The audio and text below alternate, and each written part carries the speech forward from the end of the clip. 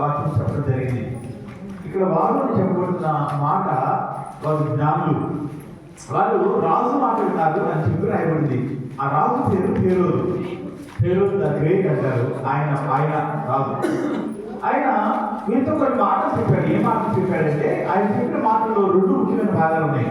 ఒక సగము వాక్యంలో నుంచి ఎత్తిపెట్టి చెప్పబడిన మాటలు, ఒక సగము తన సొంత ఆలోచన. మొదటి సగం ఏంటంటే, యేసు ప్రభు అంటే అప్పుడు యేసు ప్రభు అని వాళ్ళకి తెలియదు. యూదునాథుగా పుట్టినవాడు ఎక్కడ ఉన్నాడు అని జ్ఞానం వచ్చి అడిగినప్పుడు, ఎక్కడ ఉంటారో ఎక్కడ పుడతారో అని యూదులో ఉన్న పెద్దలను, ప్రధాన యాజకులను, శాస్త్రులను పిలిచి, అయ్యా మీకు రాజు పుడతారంటే కదా, ఎక్కడ పుడతారంటే వాళ్ళు బెత్లెహేంలో పుడతాడు అని చెప్పి వాక్యాన్ని పెట్టి మాట్లాడతారు. ఈ రాజు అదే మాటలు జ్ఞానంతో చెప్తా ఉన్నాడు. అయ్యా మీరు వెతుకుతున్న వాడు బహుశా యూదా దేశం బెత్లెహేంలో పుట్టి ఉండొచ్చు అని చెప్పాడు. రెండో భాగం ఏం చెప్తున్నాడంటే, మీరు ఒకవేళ వెళ్ళి ఆయన వెతికి ఆయన చూసిన తర్వాత వచ్చి నాతో చెప్పండి, నేను కూడా వెళ్ళి ఆయన్ని పూజిస్తానని చెప్తా ఉన్నాడు. ఈ రాజు మాటల్లో ఒకటి 100% నిజం, ఇంకొకటి 100% అబద్ధం. ఆయన ఎక్కడ పుడతాడో వాక్యం చెప్తా ఉంది కాబట్టి అది నిజం. ఆయన ఎక్కడ పుట్టాడో వాక్యంలో ఉంది కాబట్టి అది నిజము. ఆయన నిజంగానే ఆయన పుట్టాడు కాబట్టి అది నిజము. మిగతా సగం అంటే నేను కూడా వచ్చి ఆయన పూజిస్తాననే మాట అబద్ధం. మీరు ఒక నిజాన్ని, ఒక అబద్ధాన్ని విని బయటకు వస్తా ఉన్నారు. వీరి మానసిక స్థితి, ఏదో వీరి ఆలోచన ఎలా ఉందంటే, అప్పటికే 2 సంవత్సరాలుగా ప్రయాణం చేసిన వ్యక్తులుగా ఉంటా ఉన్నారు. చాలా ప్రయాణం చేశారు. దాదాపు 2 సంవత్సరాలు చాలా మంది నమ్ముతూ ఉంటారు. ప్రయాణం చేసి తొందరలో యోధా దేశంలోకి వచ్చేసాం కాబట్టి ఇక్కడ ఎక్కడో దగ్గరలో ఉంటాడు అనుకున్నారు. కానీ అనుకున్న స్థలంలో ఆయన ఉన్నాడంటే లేడు. రాజు కోటలో ఉంటాడు అనుకున్నారు, రాజు కోటలో లేడు. మరి ఇంకొక స్థలాన్ని ఎక్కడో చెప్తా ఉన్నారు. ఆయన చెప్పిన స్థలము చాలా చిన్న ఊరు, చాలా చిన్న ఊరు. అక్కడ రాజు ఉండటానికి అవకాశం లేదు. అయినప్పటికీ వారి ప్రయత్నంగా వారు వెళ్దామని బయలుదేరి వెళ్తా ఉన్నారు. అప్పుడు ఏమైంది తెలుసా?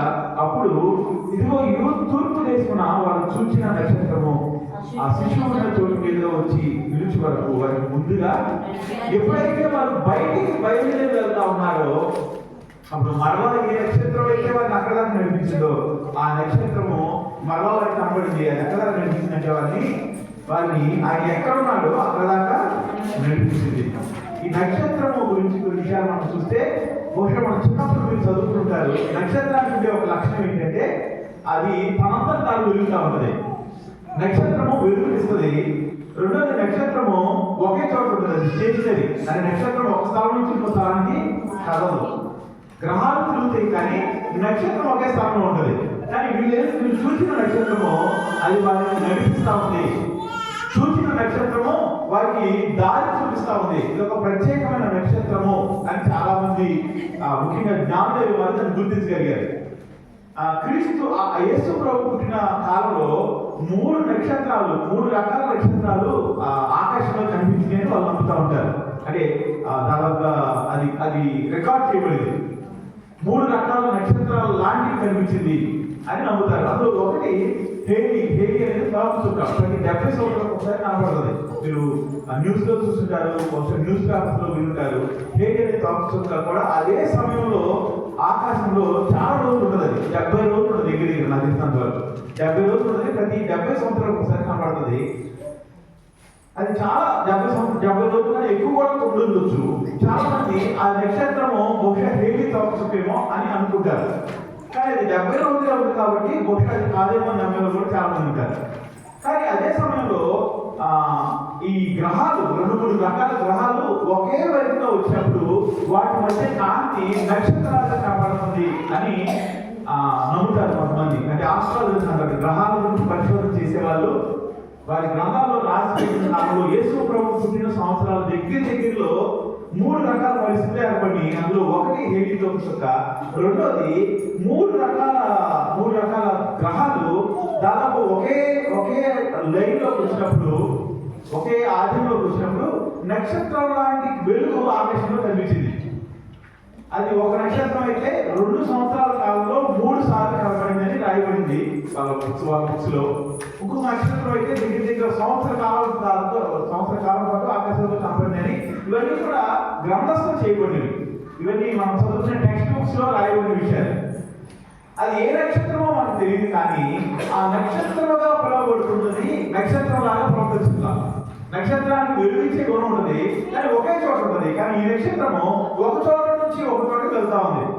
మీరు చాలా మంది చిన్నప్పుడు ఎవరి కాలం వచ్చే వరకు లేదా చిన్నతనంలో మనం చందమామ చూసామనుకోండి, రాత్రిపూట అయిపోయింది చందమామ చూసినప్పుడు అది మనం ఎక్కడైతే అక్కడ వచ్చినట్టు ఉంటుంది కదా. మీకు నటిస్తుందా? మనం ట్రైన్ వెళ్తుంటే అది కూడా కొంచెం వస్తూ ఉంటుంది. అది మన ఫీల్డ్కే నక్షత్రం, మన చందమామ చంద్రుడు మనం ఎక్కడైతే అక్కడ వచ్చినట్టు అనిపించడం అనేది మన ఫీలింగే. కానీ ఈ నక్షత్రం అనేది ఒక చోట నుంచి ఒక చోటకి వాళ్ళని తీసుకెళ్ళింది. అంటే అది ఫీలింగ్ అని చెప్పడానికి కారణం ఏంటంటే మన చంద్రుడు పట్టుకుని ఒక నుంచి ఒక వెళ్ళడానికి అవకాశం ఉండదు. కాబట్టి చంద్రుడు మనం ఎక్కడికైతే అక్కడ వస్తాడు. మీకు వచ్చేటట్ట మనం నిన్ను విజయవాడలో అనుకోండి, అక్కడ ఉంటాడు. విజయవాడ పనిచేసి ఎక్కడికి వస్తాడంటే ఎక్కడ కూడా ఉంటాడు, దాంట్లో కూడా ఉంటాడు. చిన్నప్పుడు చాలా చక్కగా ఆడుకునే వాళ్ళం. అది చాలా ఆశ్చర్యం ఉంటుంది. చాలా సార్లు ట్రైన్లో వెళ్తూ ఉండేవాళ్ళు నైట్ పూట. చూసిన ప్రతిసారి ఇది ఎలా మనతో పాటు వస్తుంది అని ఆశ్చర్యం ఉంటుంది చిన్నప్పుడు. కానీ ఈ నక్షత్రం ఆడటం కాదు. ఈ నక్షత్రం వారికి దారి చూపిస్తా ఉంది. ఇది ఒక ప్రత్యేకమైన నక్షత్రము. ఇది దేవుని చేత మనుషులకు ఇవ్వబడిన ఒక దర్శనము. దేవుడు ఈ భూమి మీద తను రాబోతున్న సంగతుల్ని వాక్యంలో రాసి పెట్టించాడు. ఈ భూమి మీదకి తను మనిషి రూపంగా కన్య గర్భంలో పుట్టబోతున్న విషయాన్ని అనేక మంది యూదులు చదివే వాక్యం మార్గంలో చెప్పారు.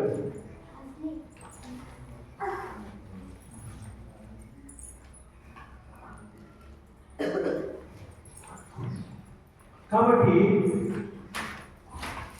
యూదుల యొక్క గ్రంథాలు అని వారికి ఉన్న లేఖనాల్లో అదే విషయం రాయబడింది. ఆ విషయాలు రాయబడిన తర్వాత ఆయన ఎక్కడ పుట్టాడో చాలా స్పష్టంగా రాయబడతా ఉంది. ఆయన ఎక్కడ పుట్టి ఆయన ఎక్కడ పుడతాడో ఊరితో సహా రాయబడింది. ఆ యూదుల యొక్క గ్రంథాలతో పాటు చాలా మందికి దేవుడు ప్రత్యక్షత ఇచ్చాడు. అందులో ఒకరు గొర్రెల కాపులు. వారి గొర్రెల కాపులుగా ఉన్నప్పుడు దేవుని దూత వారి మధ్య నిలిచి మీకు ఒక రక్షణ పుట్టాడని ప్రకటించింది.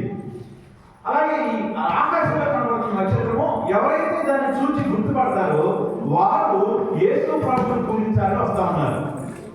దేవుడు మనుషులకు తను అర్థమయ్యే రీతిలో మాట్లాడడానికి ప్రయత్నం చేస్తా ఉన్నాడు. తన రాకను తెలియజేయడానికి ప్రయత్నం చేస్తా ఉన్నాడు. అందులో ఒక భాగము నక్షత్రము. ఈ నక్షత్రాన్ని చూసిన వారు ఆ నక్షత్రాన్ని గమనించుకుంటూ వచ్చారు. ఆ నక్షత్రం వారిని యేసు ప్రభు ఎక్కడ పుట్టాడో ఎక్కడ ఉంచబడ్డాడో అక్కడ వరకు నడిపించింది.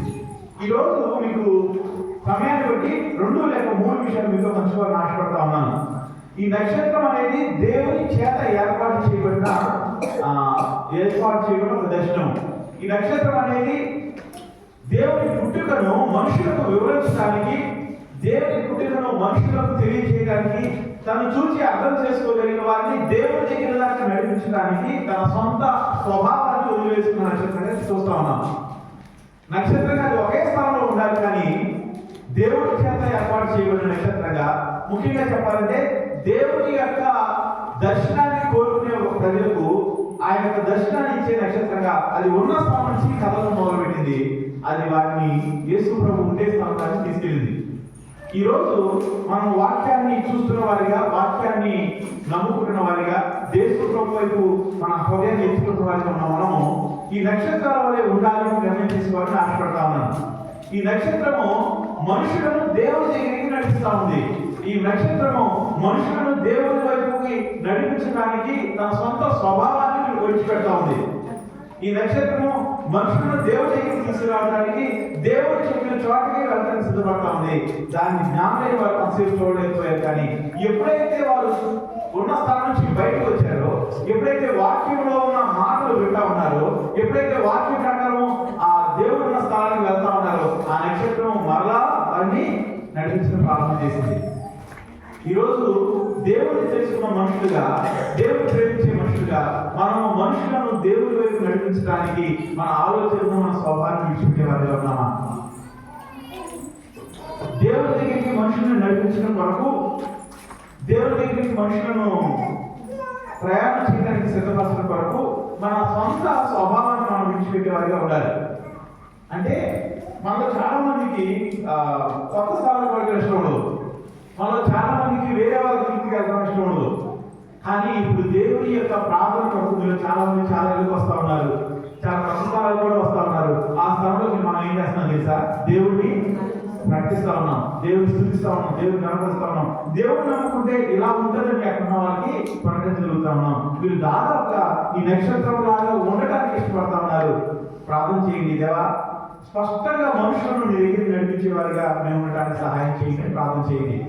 ఇక మీరు రెండో విషయం మనం చూసినట్లయితే 10వ వచనం చూసినప్పుడు వారు ఆ నక్షత్రంలో చూచి అత్యానందభరితే. ఆ నక్షత్రం ఎప్పుడైతే వారికి కనపడుతుంది, మొదటిసారి కనపడలేదు, చాలా రోజుల నుంచి కనపడతా ఉంది. కానీ ఎప్పుడు మీరు సంతోషపడుతున్నారు తెలుసా? ఎప్పుడు మళ్ళా చూసినప్పుడు వాళ్ళకి సంతోషం తిరుగుతుంది తెలుసా? వారు అనుకోకుండా ఎక్కడైతే ఆయన లేదు అక్కడికి వెళ్ళారు. అక్కడికి వెళ్ళిన తర్వాత నక్షత్రం వారికి కనపడలేదు. ఆ నక్షత్రాన్ని చూడలేకపోతా ఉన్నారు. మళ్ళా స్పష్టంగా నక్షత్రము ఆయన ఎక్కడ పడతాడో తెలుసుకుని ఆ బయలుదేరి వెళ్తున్నప్పుడు వారు మళ్ళా నక్షత్రాన్ని చూశారు. చూసినప్పుడు వారికి సంతోషం వచ్చింది.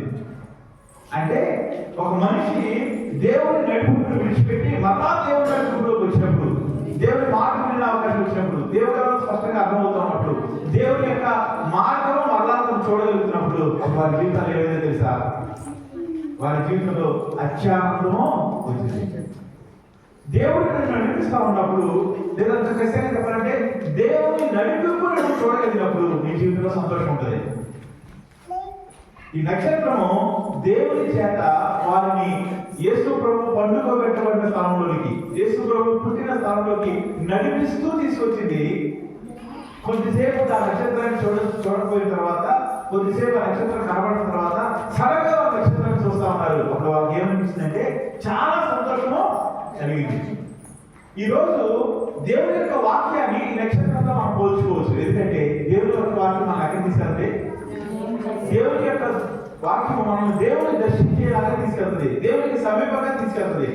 దేవుని యొక్క వాక్యం నువ్వు వింటా ఉన్నప్పుడు నీ హృదయంలో సంతోషం రావాలి, సంతోషం వస్తుంది. ఒకవేళ నీ హృదయంలో సంతోషం కాకుండా బాధ కలుగుతున్నా, నీ హృదయంలో సంతోషం కాకుండా దుఃఖం కలుగుతున్నా, నీ హృదయంలో సంతోషం కాకుండా ఇబ్బంది కలుగుతున్నా, నువ్వు అర్థం చేసుకోవాల్సింది తెలుసా? నువ్వు దేవుని యొక్క నడుపులోంచి బయటకు చేస్తున్నావు. ఆ నక్షత్రాన్ని చూడగానే వాళ్ళకి చాలా సంతోషం వచ్చింది. వాళ్ళకి విషయం అర్థమైంది ఏంటంటే ఈ నక్షత్రం వెంబడి వెళ్తే మేము ఖచ్చితంగా ఆయన కలుసుకోగలుగుతాం. ఈ నక్షత్రము వెంబడి వెళ్తే ఖచ్చితంగా ఆయన మేము చూడగలుగుతాం. దేవుని వాక్యము మనం ఆయన దగ్గరికి నడిపిస్తుంది. దేవుని వాక్యము మనం ఆయన చూసేలాగా చేస్తే, దేవుని వాక్యము ఆయన ఎవరో మనకు అర్థమయ్యేలాగా చేస్తే, దేవుని యొక్క వాక్యము మనం ఎవరో మనకు అర్థమయ్యేలాగా చేస్తే, దేవుని వాక్యము ఆయన వెలుగులోకి మనం నడిపిస్తే, దేవుని వాక్యము ఆ వెలుగులో మనల్ని మనం చూసుకోవడానికి మనకు అవకాశం వస్తుంది. ఏది మనకి దేవునికి మధ్య ఆటంకం ఉందో మనకి తెలియజేస్తుంది. అటువంటి దేవుని వాక్యాన్ని నువ్వు చూడగలుగుతా ఉన్నావా? అటువంటి దేవుని వాక్యాన్ని నువ్వు అర్థం చేసుకోగలుగుతున్నావా? అటువంటి దేవుని వాక్యాన్ని నువ్వు చదవగలుగుతున్నావా? దేవుని వాక్యము నీకు సంతోషాన్ని ఇస్తుంది. ఈరోజు రెండో విషయం నేను చెప్తా ఉంది, అడుగుతా ఉంది ఏంటంటే నీకు అత్యంత సంతోషం ఇచ్చే విషయం ఏంటి? ఏది సంతోషాన్ని ఇస్తా ఉంది నీకు? మనకి ఎక్కువ సంతోషాన్ని ఇచ్చేది ఏదో మనం తెలుసుకోవాలంటే మనం ఎక్కువ దేంట్లో సమయం గడుపుతున్నామో అది మనకు ఎక్కువ సంతోషాన్ని ఇస్తున్నారు. మన జీవితంలో ఎక్కువ సమయాన్ని దేని వరకు వాడుతున్నామో అది మనకి అత్యంత సంతోషాన్ని ఇచ్చే విషయం. మనకి బాగా పెట్టే విషయంలో మనం ఎక్కువసేపు ఉండడానికి ఇష్టపడతాం. ఒక స్థలంలో ఉంటే బాగా వేడిగా ఉందనుకోండి, లేదా ఎండలో వచ్చినా బాగా ఎండ వస్తుంది, ఏం చేస్తాం? ఆటోమేటిక్గా మనం నేనే చూసుకోవడానికి ప్రయత్నం చేస్తాం. ఒక విషయం చేస్తాము, మనకి బాగా దుఃఖం అనిపిస్తుంది, బాధ అనిపిస్తుంది. వెంటనే ఏం చేస్తామంటే ఆ దుఃఖాన్ని మర్చిపోవడానికి, ఆ దుఃఖం నుంచి బయటకు రావడానికి ఏదో కొత్త చేయడానికి ప్రయత్నం చేస్తాం. ఈ జ్ఞానమైన వారికి నక్షత్రాన్ని చూసినప్పుడు చాలా సంతోషం అనిపిస్తుంది. నీకేం సంతోషం అనిపిస్తుంది? ఈరోజు ఏం చూస్తే సంతోషం అనిపిస్తుంది? ఎక్కడుంటే సంతోషం అనిపిస్తుంది? ఏం చేస్తే సంతోషం అనిపిస్తుంది? మీ జీవితంలో సంతోషాన్ని ఇచ్చే అంశాలు ఏమైనా ఉన్నాయా? సంతోషపడటం తప్పు కాదు, ఆనందపడటం తప్పు కాదు. సంతోషము ఆనందం అనేది దేవుడి చేత మనకు ఇవ్వబడిన వరాలు. ఇంకా ఖచ్చితంగా చెప్పాలంటే పరలోకం గురించి చెప్పేటప్పుడు అక్కడ దుఃఖము ఉండదు, నిత్యము ఆనందమే. ఆ పాట తెలుసా మీకు? దుఃఖము ఉండదు నా తండ్రి నీలో, నా తండ్రి నీలో, నా తండ్రి నీలో, దుఃఖము ఉండదు నా తండ్రి నీలో, నిత్యమానందమే.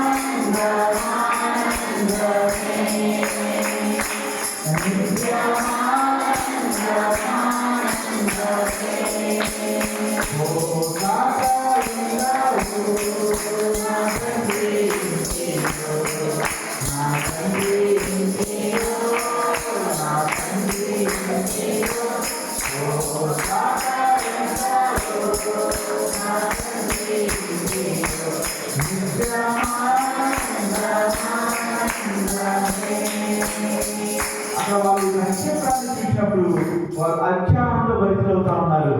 ఈరోజు వాక్యాన్ని చూసినప్పుడు, వాక్యాన్ని విన్నప్పుడు నీ జీవితంలో సంతోషం కలుగుతుందా?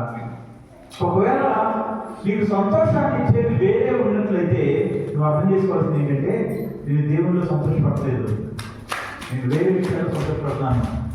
మనకు వేరే విషయాల్లో వచ్చే సంతోషం మనకు తాత్కాలికమైంది. మనకు వేరే విషయాల్లో సంతోషం వస్తుంది, కానీ అవి తాత్కాలికమైనవి. నిత్యము సంతోషము మనకు ఇవ్వగలిగింది దేవుడు.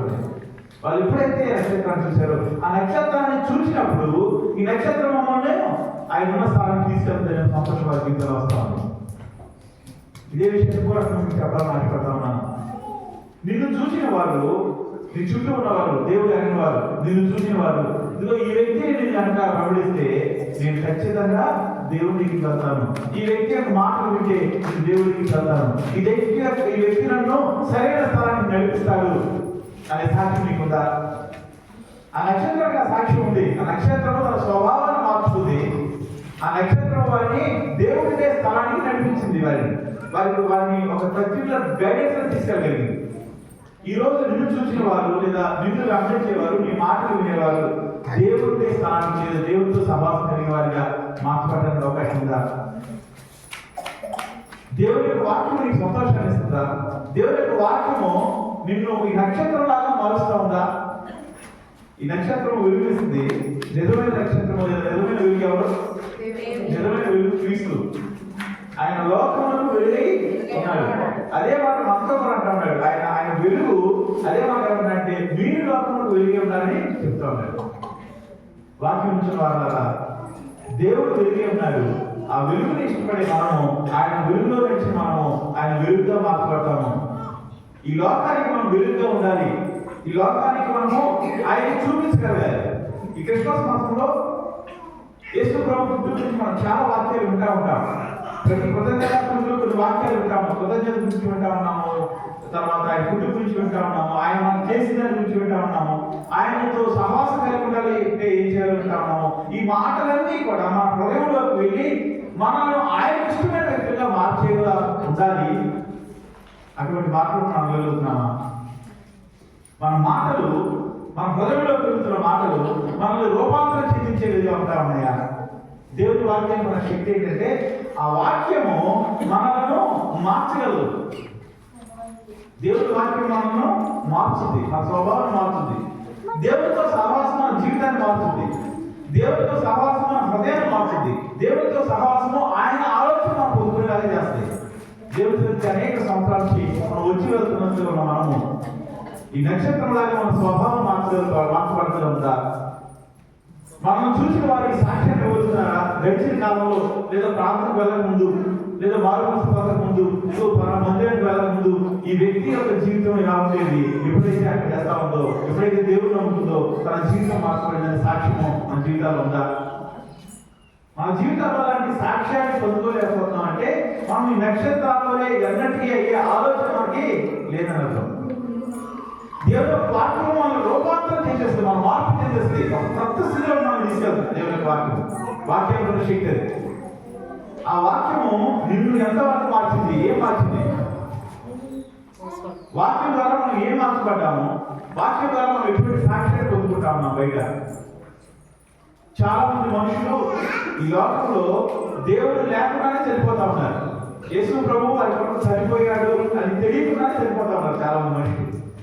ఇంకొంతమంది మనుషులకు దేవుడిని నిజంగా పూజించడం ఎలాగో వాళ్ళకి తెలియదు, దేవుడిని ఎలా ఆరాధించాలో తెలియదు, దేవుడిని ఎలా వెంబడించాలో తెలియదు. దేవుడి దగ్గరికి వస్తే ఏం జరుగుతుందో నిజంగా తెలియపరిచిన చాలా మంది ఉంటా ఉన్నారు. చాలా మంది మనుషులు ఇక్కడ మనం చూసినట్లయితే 10వ వచనం ఒకసారి మనం చదివినట్లయితే వాళ్ళు నక్షత్రాన్ని చూశారు, అత్యానంద భక్తులయ్యారు. ఆ తర్వాత ఏం చేస్తారంటే వాళ్ళు లోపలికి వస్తాం. ఈ నక్షత్రము ఎక్కడ దాకా తీసుకెళ్ళిందంటే వారిని యేసు ప్రభువు పుట్టే స్థలం దాకా తీసుకెళ్ళింది, ఆ ఇంటి దాకా తీసుకెళ్ళింది. కానీ నాలుగు వాళ్ళు ఏం చేస్తారు తెలుసా? ఆ ఇంటి లోపలికి వెళ్తా ఉన్నారు. హల్లెలూయా. ఈరోజు మన ద్వారా, మన ప్రవర్తన ద్వారా మనుషులైన వారు సంఘంలోనికి రావాలి. మనుషులైన వారు సంఘంలోకి వచ్చి దేవుడిని ఆరాధించగలగాలి. తర్వాత వచ్చిన మనం చూసినట్లయితే తర్వాత భాగంలో తల్లి అయిన మరియను ఆ శిశువుని చూచి సాగిలపడి ఆయన పూజిస్తా ఉన్నారు. అదే దేవుడి దగ్గరికి రావడానికి, ఆయన సాగిలపడటానికి, ఆయన పూజించడానికి, ఆయనతో సహవాసం కలిగి ఉండడానికి వాళ్ళు సిద్ధపడతా ఉన్నారు. వాక్యం ఇచ్చిన వాళ్ళారా, ఈరోజు దేవుడి దగ్గర నుండి రాగలుగుతా ఉన్నావా? అక్కడ ఏ స్థలంలో ఆయన ఉన్నాడో, ఏ స్థలంలో ఆయన పండుకోబెట్టున్నాడో అక్కడ దాకా వచ్చింది ఆ నక్షత్రం. ఆ నక్షత్రం అక్కడ దాకా వచ్చింది. ఆ నక్షత్రం అక్కడ దాకా వచ్చిన తర్వాత వీళ్ళు లోపలికి ప్రవేశిస్తా ఉన్నారు. నీవు దేవుడి మందిరంలోకి రాగలుగుతా ఉన్నావా? వాక్యం ఇచ్చిన వాళ్ళారా, దేవుడి మందిరంలోకి రావడం అనేది ఒక దీవెన. దేవుడి మందిరానికి లోపలికి అడుగు పెట్టడం అనేది ఒక దీవెన. వచ్చిన తర్వాత సాగిలి పట్టడం అనే మాట చూస్తూ ఉన్నాం. సాగిలి పట్టడం అనే మాట దేవుడికి మనం సమర్పించుకోవడంతో సమానం. సాగిలి పట్టడం అంటే దేవుడికి మన హృదయాన్ని అర్పించుకోవడం. సాగిలి పట్టడం అంటే నేను కాదయ్యా, నా జీవితంలో నువ్వే అని చెప్తారు. వాక్యం ఇచ్చిన వాళ్ళారా, నువ్వు మందిరంలోకి రాగలుగుతున్నావా? ఒకవేళ మందిరానికి వచ్చినట్లయితే దేవుడికి సాగిలి పడగలుగుతున్నావా? దేవా, నా జీవితంలో నా ఆలోచన కాదు, ఎవరి ఆలోచన? నీ ఆలోచన ప్రకారం కాదయ్యా. నా ఆలోచన కన్నా నీ ఆలోచనకు నేను లోపడతానయ్యా. నువ్వు నాతో మాట్లాడి. మనం అంటా ఉంటాం కదా, చాలా ఎక్కువ మన సంఘంలో మనం ఎక్కువ నమ్మే ఒక మాట, దేవుడు మనతో మాట్లాడతాడు. దేవుడు స్వస్థపరుస్తాడంటే మాట కూడా ఎక్కువ నమ్ముతాము. దానికంటే ఎక్కువ సార్లు మనం మాట్లాడుతున్న మాట, దేవుడు మనతో మాట్లాడతాడు. దేవుడితో మాట్లాడే అనుభవంలోకి వెళ్తున్నప్పుడు నువ్వు దేవుడిని సాగిపడగలుగుతున్నావు, సాగిపడగలుగుతున్నావా? దేవా, నాకు నువ్వు చెప్పు, నువ్వు ఏది చెప్పినా నేను చేయడానికి సిద్ధంగా ఉన్నాను. నీ చిత్తం నా జీవితంలో నెరవేర్చబడటానికి నేను సిద్ధంగా ఉన్నానని చెప్పగలుగుతున్నావా? దేవుని యొక్క మాట నువ్వు వినగలిగితే దేవుని మాట నీకు ఏం తీసుకోవద్దు తెలుసా? దేవుని మాట నీ జీవితంలో అత్యానందాన్ని, చాలా సంతోషాన్ని తీసుకొస్తాయి. ఎక్కడైతే సంతోషం ఉంటుందో, ఎక్కడైతే దిగులు ఉంటుందో అక్కడ సంతోషం ఉంటుందా? ఎక్కడైతే భయం ఉంటుందో అక్కడ సంతోషం ఉంటుందా?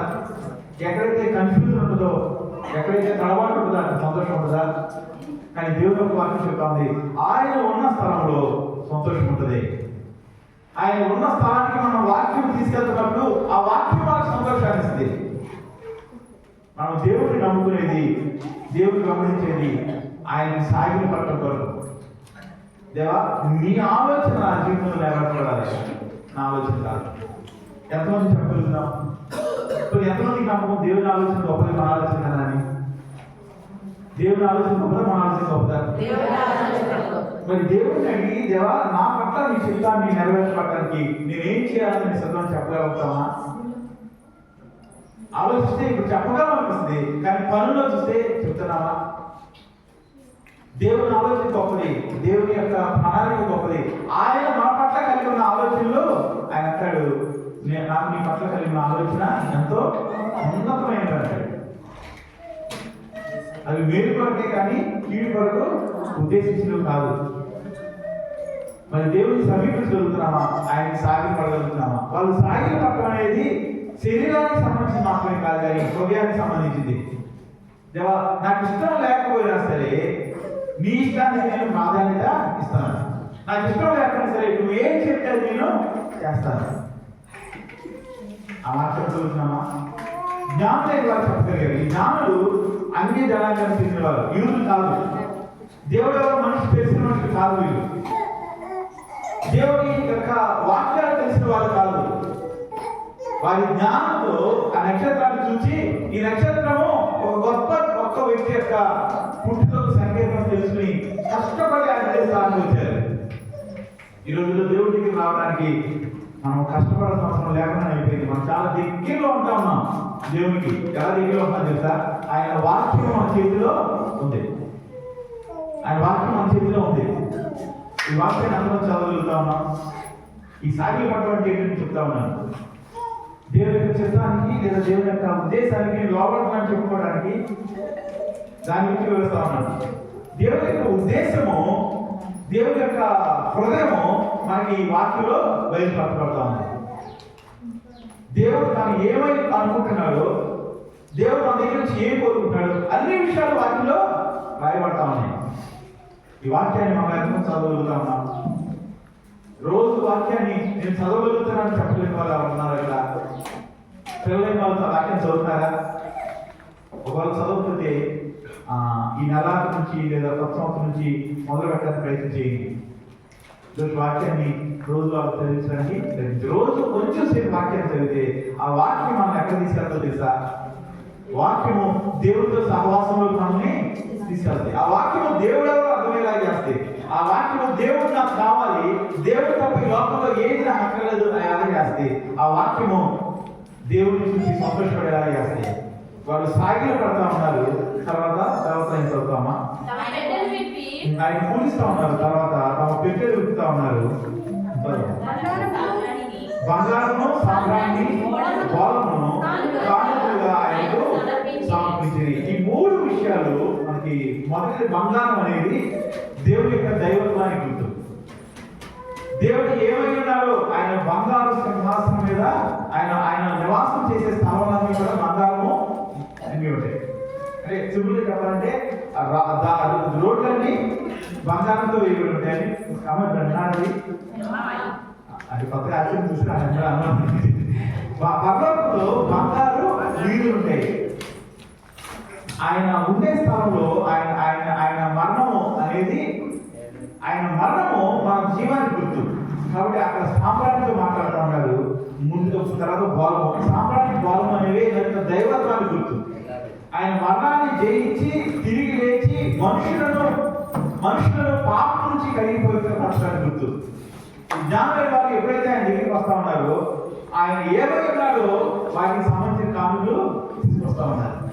వారు తెచ్చిన కానుకలు ఆయన ఏమై ఉన్నాడో అనేక మంది సాక్షాత్తంగా నిలబడతా ఉన్నాయి. వాక్యము వింటున్న వారా ఈరోజు మూడు విషయాలు మీతో పంచుకోవాలని ఆశపడతా ఉన్నాను. అందులో మొదటిది, రాజు మాట వాక్యము వీరికి ధైర్యాన్ని ఇస్తా ఉంటే, వారికి తెలియని పరిస్థితులు వెళ్తా ఉంటే నక్షత్రము వారికి సంతోషాన్ని తీసుకొస్తా ఉంది. నక్షత్రము వాక్యానికి సాదృశ్యము. వాక్యము దేవుడి మనల్ని తీసుకొస్తుంది. దేవుడు నమ్ముకున్న బిడ్డగా మనం ఎంతమందిని దేవుడికి నడిపించగలుగుతా ఉన్నాం? నక్షత్రం లాగా మన స్వభావాన్ని మార్చుకోగలిగామా? నక్షత్రం లాగా మనుషులకు వెలుగును చూపించగలుగుతున్నామా? నక్షత్రం లాగా మనుషులను దేవుడి దగ్గరికి ఉండే సందర్భం తీసుకురాగలుగుతామా అనేది మొదటిగా మనం మాట్లాడుతున్నాము. రెండోది, ఆ నక్షత్రాన్ని చూసినప్పుడు వారి హృదయాల్లో అత్యంత ఆనందము వచ్చింది. అత్యానందభరితులయ్యారు వాళ్ళు. వాక్యం అనేది ఈ హృదయంలో సంతోషాన్ని తీసుకురాగలుగుతుందా? లేదా నువ్వు సంతోషపడే విషయానికి ఏమైనా ఉన్నాయా? నీ జీవితంలో ఎక్కువ సంతోషము దేంట్లో నుంచి వస్తుందో దానిలో నువ్వు ఎక్కువ సమయం గడుపుతావు. ఎక్కువ సంతోషము దేని ద్వారా పొందుకుంటున్నావో దాన్ని బట్టి ఎక్కువ సమయాన్ని నువ్వు దాంట్లో ఉంటావు. నువ్వు ఎక్కువ సమయాన్ని దేంట్లో స్పెండ్ చేస్తావో దాన్ని బట్టి నువ్వు ఎలాంటి మనిషి నీకు అర్థమవుతుంది. అంటే సింపుల్గా అర్థం అవ్వాలంటే, నువ్వు ఎక్కువసేపు ఫోన్ చూస్తా ఉన్నావు అనుకోండి, అంటే ఆ ఫోన్ చూడటం వల్ల నీకు ఏమొస్తుంది? ఆనందం వస్తుంది. కాబట్టి అసలు ఫోన్ చూసి పెడితే కలమంటలు వచ్చినాయి అనుకోండి, లేకపోతే ఫోన్ చూసి పెడితే ఏడు వచ్చింది అనుకోండి, ఫోన్ చూసి పెడితే బాధ వచ్చింది, నొప్పి వచ్చింది, గడుపు నొప్పి వచ్చింది అనుకోండి, ఫోన్ చూస్తావా? చాలా మంది ఒకప్పుడు ప్రతి ఇంట్లో కేజీ చింతపండు వాడేవాళ్ళు. నా చిన్నప్పుడు వేసవకాలం వచ్చినప్పుడు ఇలాంటప్పుడు చాలా ఎక్కువ చింతపండుకొని సంవత్సరంతో అర్పించేవాళ్ళు. చాలా మంది ఎవరో చింతపండు వాడలా. ఇదేంటి గ్యాస్ ప్రాబ్లం అని చింతపండు మంచిదని చెప్పినా సరే వాడలేదు, దాన్ని పక్కన పెట్టేస్తాం. కంటిలో వచ్చి చిన్న ఇబ్బంది పడుతూ కొన్ని సంవత్సరాలు మనం చేసేదాన్ని పక్కన పెట్టేస్తాము. అలాంటిది దేవుడితో నీకున్న సంబంధాన్ని చెడగొట్టేదాన్ని పక్కన పెట్టగలుగుతున్నామా? అంటే ఇంకా సింపుల్గా మీకు అర్థం అవ్వాలంటే, మీరు చాలా మంది చాలా ఎదిగాను పడుతుంటారు సుమారుగా.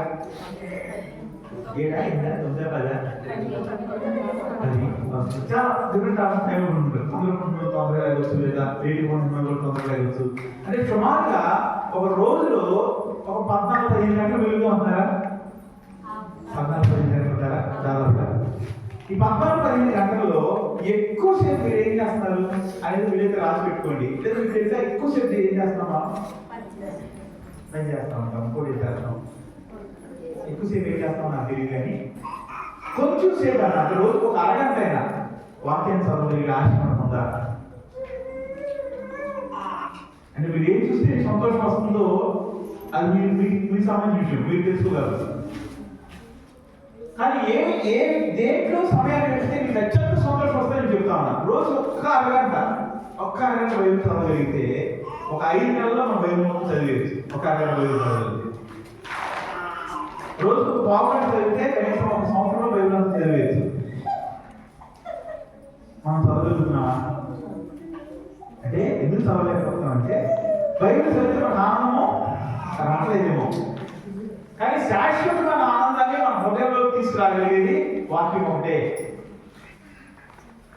రెండో విషయం నేను చేస్తానంటే వారు ఆయన ఉండే స్థలాన్ని చూసి వెళ్ళిపోవట్లేదు, ఆయన ఉండే స్థలం లోపలికి వెళ్తా ఉన్నారు.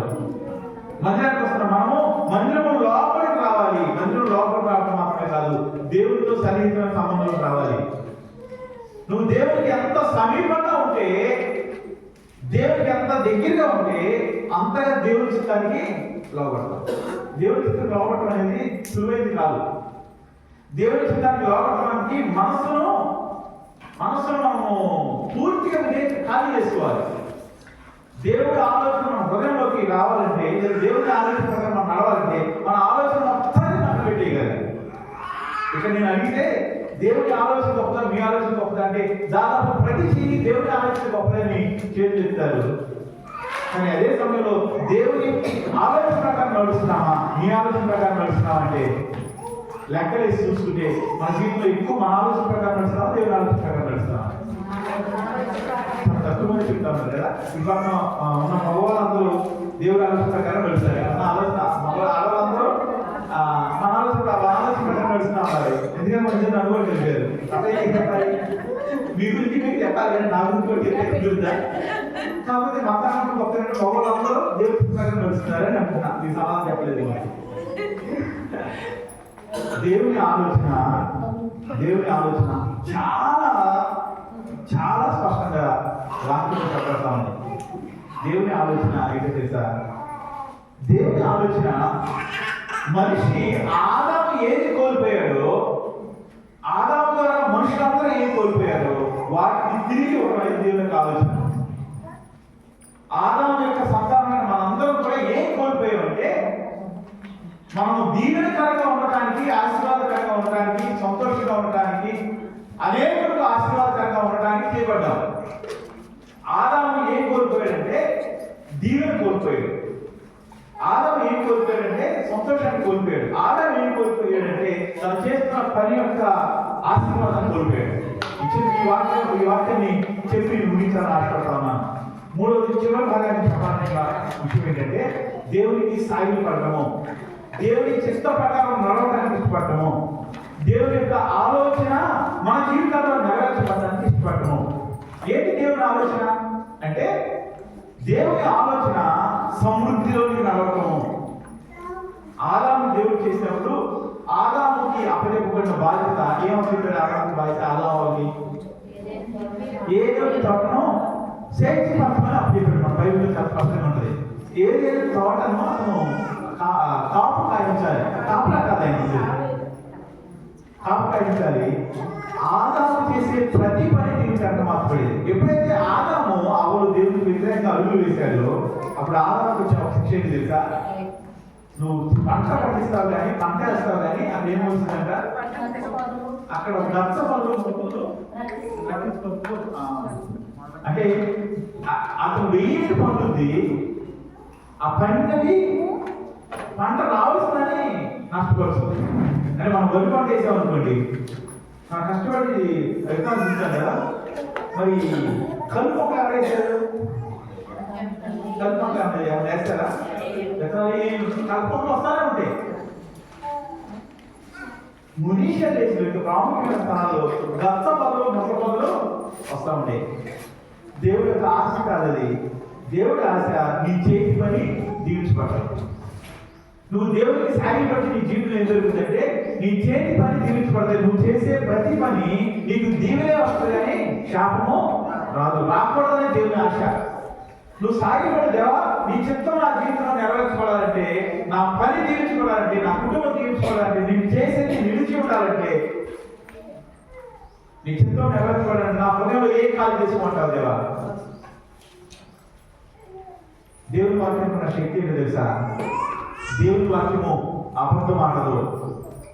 దేవుని వాక్యములో అబద్ధం ఉండదు నీకు. ఎందుకంటే దేవుని వాక్యము దేవుని మాట. దేవుడు అబద్ధం ఆడనేరడు, ఆయన అబద్ధం ఆడలేడు. ఈ సాగిల పడటం అనేది దేవుని చిత్తం మన జీవితంలో నెరవేర్చబడటం కొరకు వాళ్ళు చూపిన ఒక యాక్షన్ అది, అంటే వాళ్ళ క్రియ. ఇక్కడ ఉన్న వాళ్ళు ఎంతమంది అయితే దేవా నీ చిత్తం నా జీవితంలో నెరవేర్చబడాలనుకుంటున్నాడు, చెప్పబోతున్న చివరి మాటలు స్పష్టంగా ఉండడానికి ప్రయత్నం చేయండి. ఆయన చిత్తము నీవు దీవించబడటము, ఆయన చిత్తము నువ్వు అభివృద్ధి పొందడము, ఆయన చిత్తము నువ్వు ఆయనంటే తప్ప ఉంటాము. 3 విషయాలు ఆయన చిత్తంగా మనకి చాలా స్పష్టంగా కనబడతా ఉంటాయి. అది మనం నుంచి కూడా దేవుడు ఆదాముని తనతో పాటు ఉంచుకోవాలనుకున్నాడు. దేవుడు ఆదాముని ఫలించి అభివృద్ధి పొందమన్నాడు. దేవుడు ఆదాముని నువ్వు చేసే ప్రతి పని దీవించబడదని చెప్పాడు. ఈ 3 పనులు చెప్పాడు. ఈ 3 మన జీవితాల్లో నెరవేర్చబడతా ఉన్నాయి. ఈ రోజు ఒకసారి ఆగి వెనక్కి జరిగిన జీవితాన్ని అంతా మనం చూసుకుంటే ఈ 3 మన జీవితంలో ఎంతవరకు నెరవేర్చబడుతున్నాయి. మనం చేసే పని దీవించబడతా ఉందా? మనము ఫలించి అభివృద్ధి పొందుతా ఉన్నామా? మనము దేవునితో ఉండగలుగుతున్నామా, లేదా దేవుడు మనతో ఉండగలుగుతున్నాడా? ఈ 3 విషయాలు మన జీవితంలో చూడగలుగుతున్నామా?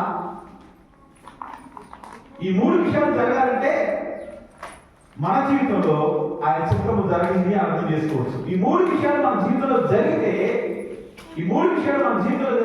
అవును నా జీవితంలో దేవుని చిత్తం నెరవేర్చబడుతుందని అర్థం చేసుకోవచ్చు. ఒక్కొక్క మనిషికి కొంచెం పని విషయంలో తేడా ఉండొచ్చు.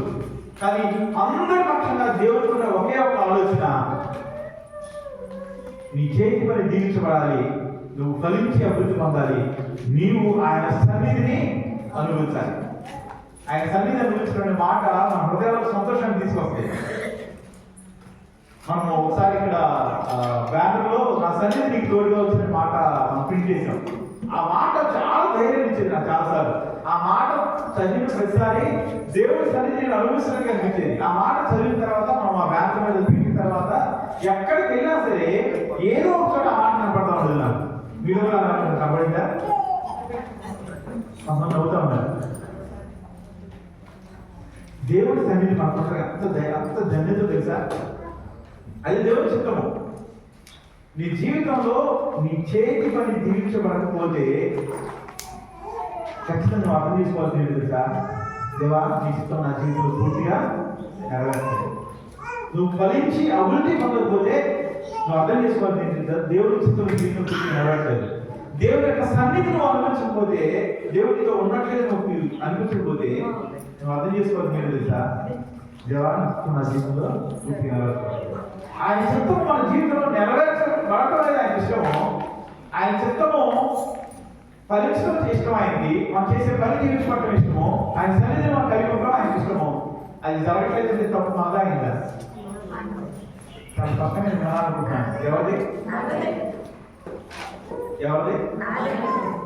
పక్కన నాదే అని చెప్తా ఉన్నారు. నిజమే. మరి మా తప్పును సెట్ చేసుకుంటే ఇష్టపడదామా? ఎలా సెట్ చేసుకోవచ్చు మా తప్పుని? చాలా మంది జీవితాలు చూస్తూ ఉంటాం. చాలా కష్టపడి పని చేస్తారు. వాళ్ళ ఇంట్లో ఎవరో ఉంటారు, ఇల్లంతా కష్టపడి సంపాదించారంటే అవి చేస్తూ ఉంటారు. చాలా మంది జీవితాలు చూస్తూ ఉంటాము, వాళ్ళు కష్టపడి పని చేస్తారు, ఇంట్లో శాంతి సమాధానం నెమ్మది ఉండదు. ఇదే ఒక రోజున మేము విజయవాడలో ఒక అమ్మాయి మా ఇంటి గురించి పనిచేస్తూ ఉంటుంది. వాళ్ళ గురించి మాట్లాడుకుంటున్నప్పుడు వాళ్ళ ఇంట్లో ఉన్న వాళ్ళందరూ రకరకాల పని చేసి వాళ్ళ ఇంట్లో వచ్చి ఇంట్లో అంత వస్తుంది సుమారు చెప్పారు. అంటే ఒక అతను ఉద్యోగం చేస్తే గవర్నమెంట్ పని చేస్తే అంత వస్తుంది, దగ్గర అంత వస్తుంది. కానీ ఎందుకు నిలవట్లేదంటే నేను చెప్పాను, ఎందుకు నిలవట్లేదో చెప్పాను. మరి మన జీవితంలోకి వస్తుంది మనం నిలబడుతుందా? మన కుటుంబంలోకి వస్తున్నా మనం నిలబడుతుందా? మన కుటుంబంలోకి వస్తున్న రూపాయి లేదా ఏదైనా సరే నిలబడగలుగుతుందా? నిలబడటం దూషిస్తున్నాం, నిలబడకూడదు దూషిస్తున్నాం. జరగట్లేదు. మనలో అభివృద్ధి కనబడతా ఉందా? అభివృద్ధి అన్ని విషయాలు, కుటుంబంలో పిల్లలు కావచ్చు, మన తర్వాత మనం ఆత్మీయ ఎదగడం కావచ్చు, మన రోజు రోజుకి మన స్థితిగతులు మారడం కావచ్చు, అర్థమవుతుందా? కొద్ది గొప్ప మనకు వచ్చేది నిలబడుతుందంటే, కొద్ది గొప్ప మన జీవితంలో అభివృద్ధి కలుగుతుందంటే మనం ఎంతో కొంత దేవుని యొక్క సన్నిధిలో రావడమే నేను నమ్ముతాను. వాక్యం ఇచ్చిన వాళ్ళారా, దేవుని చిత్తము నా జీవితంలో నెరవేర్చబడాలి. ఈ జ్ఞానులైన వారు ఆకాశంలో చూసినప్పుడు నక్షత్రం వారికి కనబడింది. అది చూసినప్పుడు వాళ్ళకి విషయం అర్థమైంది. యూదులకి ఒక గొప్ప వ్యక్తి పుట్టబోతా ఉన్నాడు, అతను ప్రపంచం మొత్తానికి ఒక ఉన్నతమైన వ్యక్తి అవుతాడు అని అర్థమైంది వాళ్ళకి. అర్థమైన ఏం చేసేది తెలుసా? ఇది మాకు అర్థం చేయించిన దేవుడిని, ఇది మాకు అర్థం చేయించిన ఆ వ్యక్తిని మేము చూడటానికి వెళ్ళాలి, ఆయన కలుసుకోవాలి, ఆయన పూజించాలి, ఆయన మా జీవితంలో ఏమనుకుంటాడో చేయాలనుకున్నారు. వాక్యం మన దగ్గరికి వచ్చినప్పుడు దేవుడు మనకు అర్థమైన తర్వాత, దేవుడిలోకి వచ్చిన తర్వాత, దేవుడి దగ్గరికి వచ్చిన తర్వాత, దేవుడితో కొనసాగుతూ ఉన్నప్పుడు సడన్గా మనం మన సొంత ఆలోచనలోకి వెళ్ళి నష్టపోతూ ఉంటాం. మేము ఒక కుటుంబం దగ్గరికి రెగ్యులర్ కొన్ని వారాల నుంచి కొన్ని వారాలు వెళ్తా ఉన్నాం. కొన్ని వారాలు వెళ్ళాం, ఆశించడం జరిగింది. ఆ కుటుంబ ఇబ్బందుల కోసం చాలా కష్టపడి ప్రార్థన చేశాము. వాళ్ళకు కూడా చెప్పాము, చేసుకోమని చెప్తా ఉన్నాము. వాళ్ళు 3 విషయాలు చెప్తా ఉంటాం, ఎక్కడ 2-3 విషయాలు చెప్తా ఉంటాం. అందులో ఒక విషయం ఏంటంటే, మీరు కలిసి ప్రార్థన చేసుకోండి. చక్కగా 2-3 విషయాలు కలిసి ప్రార్థన చేసుకోండి. తర్వాత ప్రార్థన చేసుకుంటాం, వ్యక్తిగతంగా ప్రార్థన చేసుకోండి. మీకు కొన్ని విషయాలు చెప్తాను, దాని గురించి ప్రార్థన చేసుకోండి. మేము వెళ్తా ఉన్నాము, వెళ్ళిన తర్వాత పరిస్థితులు మార్చేసి, వెళ్ళిన తర్వాత వాళ్ళ స్థితి మారింది, వెళ్ళిన తర్వాత ఉంటా ఉంటే లైన్లో పడే సమయానికి వాళ్ళు మేము ఏం చెప్పామని చేయడానికి ఇష్టపడతారు. మనుషులకి ఎలా ఉంటుందో తెలుసా? అదే అమ్మ ఒక 50,000 తెచ్చుకోండి, 50,000 మీరు తెచ్చిపెట్టగలిగితే మీకోసం ప్రార్థన చేస్తాము అని చెప్పాము. ఏం చేస్తారు వాళ్ళు? మీకే అలా చెప్పారంటే అంటే మీకైతే మామూలు పోయి చెప్పారనుకోండి, ఏమంటారంటే మహేష్ వేరవాడి అదే 40 తీసుకుని మా కోసం ప్రార్థన చేయి, మా కష్టాలు తీసుకొని చాలా ఉంటారు. లేకపోతే మా కష్టాలు తీసుకొచ్చి 50,000 లక్షిస్తూ ఉంటారు. సహజంగా ప్రతి మనిషి అనేది కదండి. కానీ సులువైంది, నువ్వు ప్రార్థన చేసుకో, నువ్వు వాక్యం చదువుకో అని చెప్తే మనుషులు చేయడానికి ఎప్పుడైతే నువ్వు ఆశపడతావో, ఎప్పుడైతే నువ్వు దేవుడికి చోటిస్తావో, అప్పుడు దేవుడి చిత్తం నీ జీవితంలో నెరవేర్చబడుతుంది. హల్లెలూయా. దేవుడి చిత్తం నీ జీవితంలో నెరవేర్చబడాలని ఆశ నీకుంటే, దేవుడి చిత్తం నీ జీవితంలో నెరవేర్చబడాలని ఆశ ఉంటే నోరు తెచ్చి ప్రార్థన చేయడానికి అంత మాత్రమే కాదు, మనుషులను దేవుడి సన్నిధికి తీసుకురావడానికి నేను వెలుగుగా ఉండాలని ప్రార్థన చేస్తున్నా. ఈ సంవత్సరం 2 ఆదివారాలు ఉంటుంటాయి కదా, 2 ఆదివారాలు ఉన్నాయి మనకి. నూతన సంవత్సరం వెళ్తాం, ఒక ఆదివారం క్రిస్మస్లోకి వెళ్తాం. ఈ క్రిస్మస్లోకి వెళ్ళే ముందు మనం దేవుడి దగ్గర తీర్మానించి ప్రార్థన చేద్దామా?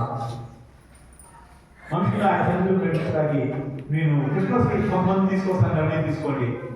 అంత మాత్రమే కాదు, నా జీవితంలో నా మాటల ద్వారా కొంతమంది దేవుడికి తీసుకురావాలని ఇష్టపడండి. దేవుడికి నీ దగ్గరికి తీసుకురావడానికి నా ప్రవర్తన మార్చుకోవాలయ్యా, ఆ ప్రవర్తన మార్చుకోవడానికి సహాయం చేసి ప్రార్థన చేయండి. దేవుడి దగ్గరికి రావడానికి, దేవుడి చిత్తం మన జీవితంలో నెరవేర్చబడటానికి, మన జీవితంలో ఏది ఆటంకం ఉందో దాన్ని చూసి సరిచేసుకోవడానికి ప్రార్థన చేయండి.